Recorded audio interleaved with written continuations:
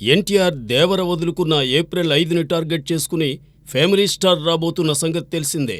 విజయ్ దేవరకొండ హీరోగా నటించిన ఈ సినిమాని ప్రముఖ నిర్మాత దిల్ రాజు నిర్మించారు.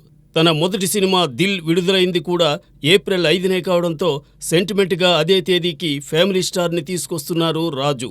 ఫ్యామిలీ స్టార్కి ఈ తేదీని ఫిక్స్ చేసినప్పుడు పోటీగా సినిమాలేమీ లేవు.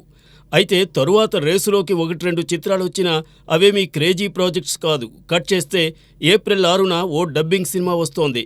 అది మాత్రం ఫ్యామిలీ స్టార్ టీంని కాస్త కలవరపెడుతోందనే చెప్పొచ్చు. ఫిబ్రవరి 22న విడుదలై మలయాళ చిత్రసీమలోనే హైయెస్ట్ గ్రాసర్గా నిలిచిన చిత్రం మంజుమ్మేల్ బాయ్స్. ఇప్పుడు ఈ సినిమాని ప్రముఖ నిర్మాణ సంస్థ మైత్రి మూవీ మేకర్స్ తెలుగునాట రిలీజ్ చేయబోతోంది. తొలుత మార్చి 29న విడుదల చేయాలనుకున్నారు. అయితే కొన్ని కారణాల వల్ల వాయిదా పడి ఏప్రిల్ 6న జనం ముందుకు తీసుకొచ్చే ప్లానింగ్ జరుగుతోంది. అంటే ఏప్రిల్ మొదటి వారంలో 2 అగ్ర నిర్మాణ సంస్థల మధ్య పరోక్షంగా పోటీ ఉండనున్నట్టే. మరి straight picture versus dubbing film అన్నట్లుగా ఉన్న ఈ క్లాష్లో ఏ చిత్రానికి ప్రజాదరణ దక్కుతుందో చూడాలి.